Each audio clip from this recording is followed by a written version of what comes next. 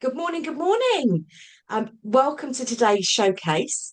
Today I am joined by the amazing Hannah Geddes, who is the founder, good morning, of Tangledweb Creations. So you may think, what is Tangledweb Creation? Well, Hannah teaches Zentangle, which you may not have heard of before, but we're going to dig into that. Plus, she also teaches mandala art.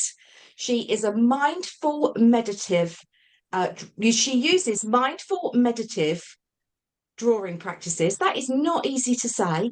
That are suitable for all ages. It doesn't matter if you're young or old, her work is for everyone. And it goes beyond just art. It is a creative tool to manage stress, anxiety, pain, and depression. And she's particularly passionate about supporting those with ADHD to calm the mind, improve the focus, and boost creativity.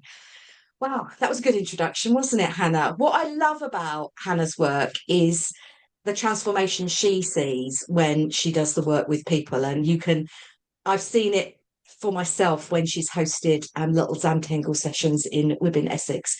And you can see people really go into their own little space. So I'm excited to have you here. Welcome to the showcase. So for anyone that's never, I'm just going to drive straight in, by the way. So for anyone who's never heard of what Zentangle and Mandala art is, what is it? It's not just drawing, is it? No, morning, Vicky. Nice to Morning. chat to you. Yes, you're right. It is a bit of a mouthful to say. Um, Zentangle and Mandala arts are very similar in the mindful meditative form of drawing, but they differ slightly. You create beautiful pieces of art with Zentangle, and as you've rightly said, it's suitable for all ages. It's easy to learn, and it's following a ritual of deliberate pen strokes using very basic elemental shapes like lines and circles, but in an orchestrated manner. Where mandalas, they start off from a center point and you complete in concentric circles radiating outwards by including patterns, motifs, shapes, geometric shapes. And it's got a very long historical background. I mean, I think it's been going mandalas over in Asia for since 400 BC. But the general gist of both art forms is that you're giving your brain the opportunity to quieten down the external noise, distractions that are going on from everybody's daily stressful lives, and you're just focusing inwards. And when you attend one of the classes, you'll notice very quickly that by focusing on the simple strokes of the pen, you can't think about anything else. Yes.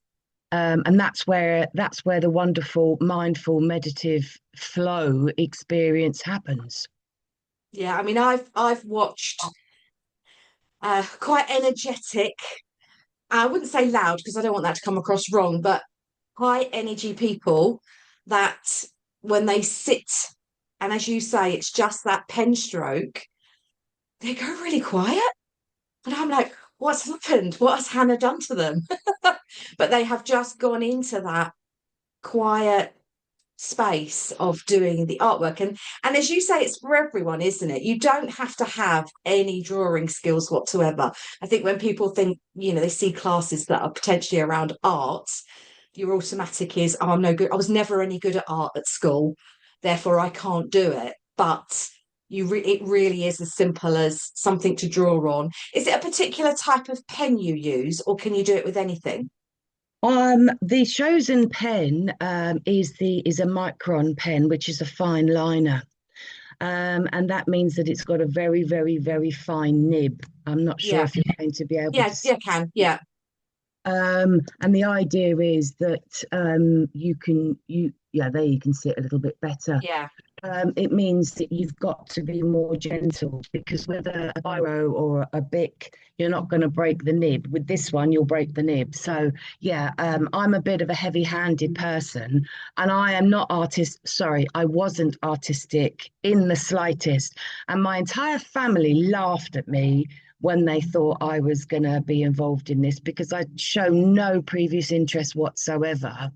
And I think the appeal for me was the fact that I didn't have to spend hundreds and thousands of pounds buying loads of art materials. I didn't Mm. need to a shed load of time learning how to do it.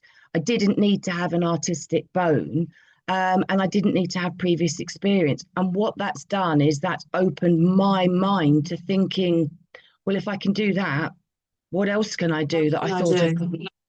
Yeah. Yeah, because we are quite conditioned, particularly in school. You and I are of a similar age, and you're told that you can't do things, and therefore you have that limiting belief. But I like to think I'm not bad at art, but I would probably steer away from something that involves art because I think, oh, I can't do it. But having done that with you, just those simple pen strokes and then suddenly before you know it you've built up a beautiful picture and it's funny because when you teach you're teaching everybody the same but everybody's work is slightly different, isn't it? I know when you did a little workshop with us at Women, you know we were all following the same instruction, but I guess we all hear things slightly differently and creatively. You say draw a circle, you can guarantee there are not all the circles were not the same. And therefore You every could piece is put unique. you could put 50 people in a room and I could teach 50 people. And when it's completed, you would look at it and you would say, well, you can see some similarities, but were they all hearing the same instruction? And actually, one of the sessions that we do is where it's you deprive everything, so the noise and everything around you, so it's an even more mindful state, and then you get a real difference. But what I find interesting with that is when I teach classes in schools, you will see different people have different reactions. They respond in different manners, and some people will focus and enjoy drawing circles or floral or flow type patterns. And some people prefer to draw straight lines or curved lines or the line type patterns. Yeah. And you'll see clearly in their face, their little tongue will poke out, and you can see that concentration. And even when I taught it your group, you could hear a pin drop. It's so Yeah. quiet. Yeah. That's what I mean. It's you really are quietening everything that's going on. And, the members were focused on, listening to the instruction you were giving them, but then just doing the thing that you were asking them to do. And as you say, there's some funny facial expressions going on, isn't there? That people are really concentrating on what they do. What's the youngest age that you have done either art form with? I would say five. 5 years old was the youngest. When I wrote my first book, my nephew, who was 7 at the time, he helped me to check it. In other words, when I drew something, I made sure that he could follow on and replicate that. So to make it Yeah. was suitable. I probably wouldn't go any younger than 5, but if you can hold a pen, or your Yeah. 3 year old can hold a pen, there's nothing to say you can't ask them just to draw a bunch of circles. They'll still get the same response.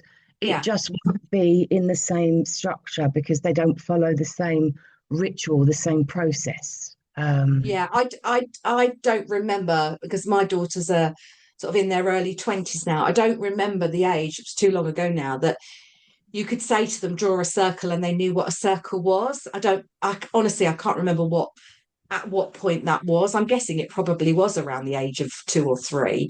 But as you say, just being able to hold a pen and then follow those instructions. What at the other side? What's the oldest that you've ever taught? What Oh, age has been the eldest that you've taught? I would say late 80s, but I do know some people that have taught ladies into their 90s. Wow. And not wanting to go backwards, but when you were mentioning about your daughter, Mm. obviously you're taught how to draw shapes and stuff at school. But one of the other things with Zentangle and Mandala arts is that it can help with hand-eye coordination, but it can Oh. help increase motor skills. So the actual process of drawing a circle to adults sounds simple, and it's a Hmm. almost an thought and process. Whereas a child that might struggle, if you look at one that they've drawn today and ask them to draw one every day for a month, and that you can see the progression, the way that repetitive structure will improve their coordination over that month period. And I say a month, it might be, a couple of weeks, but it can help people. And that also goes for people with ADHD, because sometimes their brain doesn't sit still long enough to focus on one task at a time. Yeah, no, I was just going to ask you actually, could you start a piece of could you start a piece of art, work on it for a little while, and then pick it up the next day? Or is it the kind of process where ideally you finish the piece that you're working on? So, just to give you an example, we draw with Zentangle, we draw on a little tile called this. This is a tile that I started before the coronavirus when I met up with other ladies in London. I still haven't finished it. When it comes to drawing mandalas, which will, look something Yeah. this, I tend to have 4 or 5 pieces on the go at the same time. For example, this is what I was doing last night. Wow. I haven't finished it yet, but it's the start of my new bullet journal. And I just thought, oh, this feels amazing. But I haven't finished it because then I got sidetracked and I thought, oh, I'd quite like to draw this, that, and the other. So it's not abnormal for I have inbox trays, if you like, and I have currents. And I started off with 3, and I think I've now got 7. Yes, I don't have ADHD, but I think you'll admit, as a business owner, our minds tend to be juggling 101 Yeah. things. Yeah. Uh, and this is ideal for that. When I'm in the flow and in the zone, I'm perfectly focused. But then when I break that focus, I might go, oh, I saw that in a magazine and I like the color palette with that. I'm going to try it on this. And that's when I then Yeah. go, right, well, I've got 6 mandalas on the go. But the beauty about Zentangle is that you're doing it on such a small tile. It's only 3.5 by 3.5 inches squared. You can finish it in 20 minutes. You Yeah. know, when So you get a finished piece in a short space of time that gives you time to sit and focus. I wish I'd known about this kind of art form. I don't know if it would have worked, but I used to commute into London, yeah, and I would read a book or I'd listen to a podcast. I don't know if the train was stable enough to do Zentangle, but it would be a nice, I quite often used to see ladies knitting, or doing a bit of crochet. It's almost like that type of thing that you can dig out. That little square that you showed, is that card? Because you called it a tile, but it is a piece of card. Is it a piece of card? it's actually an Italian brand called Fabriano. It's a printmaking piece of card, which probably means nothing to anybody. But one of the philosophies of the Zentangle method is to use the most affordable materials that you can.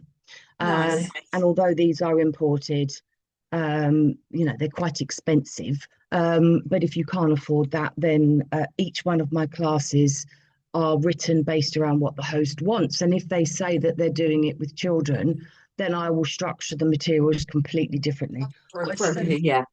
would not give anybody under 15 a fine line like that. And going back to what you were saying about the train, you would not believe some of the places that I've tangled. My journey from my house to my son's school is just shy of 30 miles, and I've got stuck on that motorway for 3 hours. I've sat in traffic and tangled. I've tangled at 37,000 feet. I've actually taught passengers at 37,000 feet. I've taught a pilot, although not while he was Not while flying the flying. plane. No. I've taught on the train going up to the NEC. I've taught pretty much anywhere and everywhere, by the side of the swimming pool, at the beach. So, yes, if you feel that you want to get the relaxation while you're on the train and shut out all the hubbub, then it's ideal.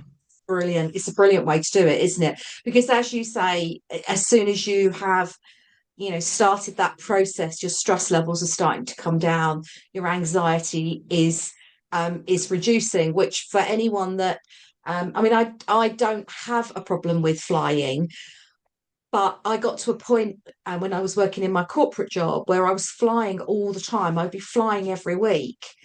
And I did start to feel like this is happening too often. And I was starting to get quite anxious about flying, even though I've flown for so long. But it is that kind of thing that, you know, you can slip in your bag with a pen, take it wherever you're going. And I think that's the beauty of it. There's so many different art forms where, I mean, I used to love pottery, but it was so messy.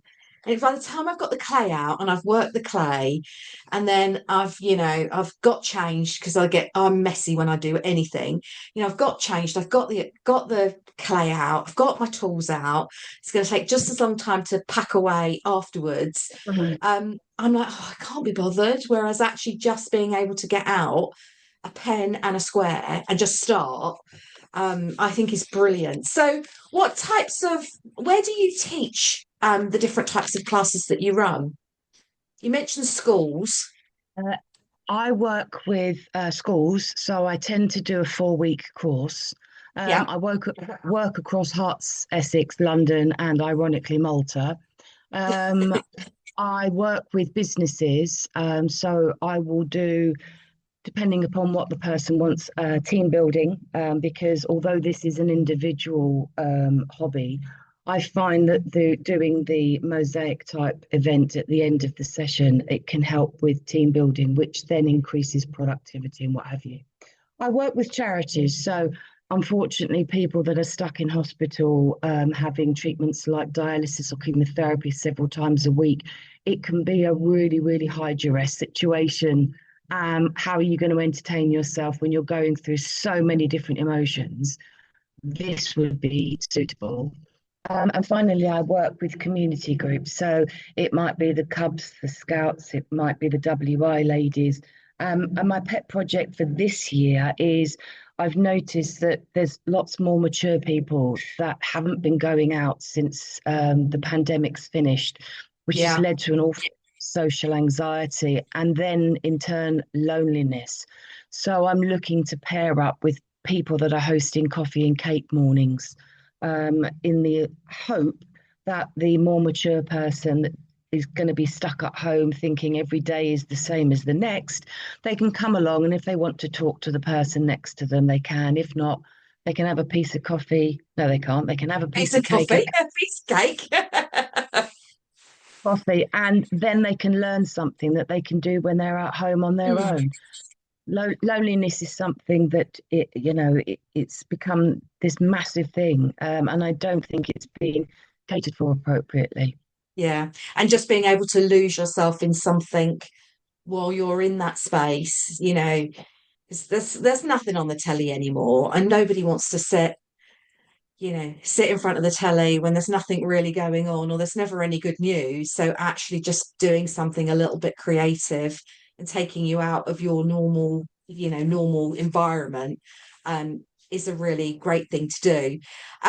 If anyone's watching this that's like curious or nervous about starting, what would you say to them to do to start? Is there anything that they can go and get? I know you said you've written a couple of books, haven't you? 3 books. How can Uh, people get started? the first thing I would say is for those of you that feel that you're not artistic, don't worry, I'll have you tangling within 30 minutes. For those of you that feel that you haven't got time, come to me because you're my ideal person to teach. For those of you that say you can't afford it, you can. It's not, you don't need to spend £300 on a tray of oils. Yeah. There are so many resources out there. Pinterest, obviously, is the best one. My first book that I wrote, actually, this was for children. This is the one that my nephew helped me with. And this is the one that when I work with children, you can see it's very, very basic. And what we use is patterns, outlines like a shark or what have Yeah. you. So you're My filling second, you're filling in an object rather than it being necessarily from the square. yeah, my second one, let's have a look and see. We've got princesses. Why is it every page I turn? You've got bugs. you've got deer, you've got Christmas things, you've got a penguin. So this is what I mean by I write the class based around what the host wants. Yeah, Jelly, that's beautiful. jellyfish. So those are the two Zentangle books. There's quite a few more. I would say don't overthink it, which sounds a bit daft because I'm the world's worst at that. But don't worry about not having artistic skills. Don't worry about never doing it before. Don't worry about not even hearing about it. I've taught thousands, and I mean thousands. I've taught live on TV. I've worked with people online and in person. You're in safe hands. And with regards to mandalas, this is the one I did. This actually won an award, I think. But we go through everything in here, how to get started and everything else.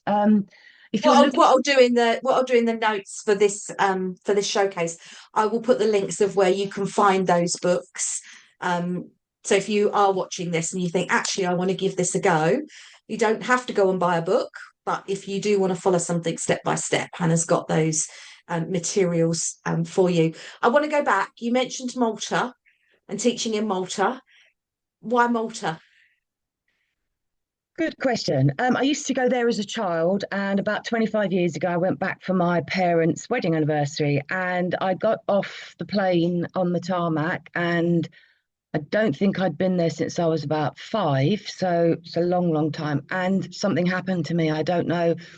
Some people say I fell in love. I don't know what it was, but I just felt this is where I want to be. I feel like a different person. And Malta is a predominantly Catholic country, so the word Zen they associate with Buddhism, but it's not actually.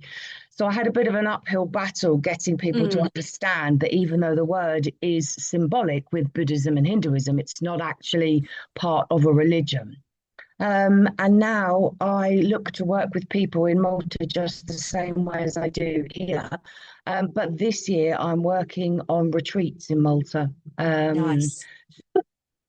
Businesses that want to have a retreat, I would co-host. So it would be a whole weekend event. But yeah, Nice. see my future in Malta when I finally retire. But that's quite a long way Quite, yeah, away, I think. yeah. It's funny, isn't it? I have exactly the same reaction when I land in Ireland. So I worked in Dublin for almost 2 years, and I used to commute back and forth. And I went there, so I've been there socially quite a few times, and I've spent a little bit of time in Southern Ireland. And the minute I land, there's this feeling of I'm home. It is Mm. and I hadn't been for quite a few years actually. I hadn't been since pre-COVID. And then I went last year with my daughters because they'd never been before. So I took them. And even though it had been like 5 years, it was still the same feeling. It's a strange thing, isn't it? I I just don't think get an if you've opportunity, but I know you get the opportunity to go to Malta fairly regularly throughout the year, don't you? So you're kind of if you're keeping that feeling alive. It's brilliant. Yeah, I make the opportunity. I don't think that to be a productive person in a business, a solopreneur, whatever you want to call it, and to be productive and health and safety in your own life, your own well-being and your mindfulness, I don't believe people put themselves first anymore. They tend to be kids first, husband second, or job second, house that, and they're so far down the Down pecking the order. list. Yeah. And I feel that giving yourself what you need. So no, I write my diary around my trips to Malta. Yeah. Um, I see especially when I work with businesses and I see the level of burnout, I realise that how fortunate I am that I'm able to do it that way around. Yeah. Um, Yeah. feel that if people were to listen more to the cues of their body, that perhaps not so much burnout would happen. But What's happened? we tend to look after others. We don't tend to look after Yeah. ourselves, and then we sort of scratch our heads and say, "Why am I sick?" You know? Yeah, why am I sick? Why do I not feel great? Why am I exhausted all the time? Yeah. Yeah, and as women, we're particularly bad at that. But what I do love about you is you will always plan your trips to Malta and around our women meetings. So I you're a do. member of you're a member of my Dunmo group, and you'll always be like checking the dates so that you are there for connecting with the other ladies at Women in Business in Dunmo.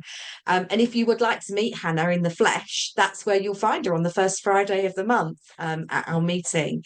Thank you so much for joining us today. It's been really awesome to chat with you. I know you and I have had a couple of different conversations, and um, I understand your business, and also my daughter loves Zentangle. So when I met Hannah, I knew what she did.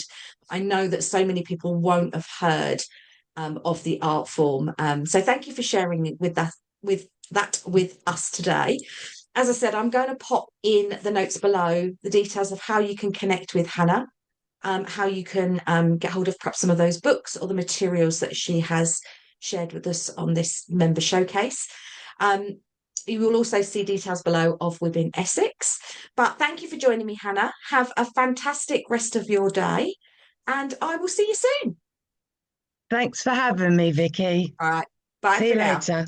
Bye.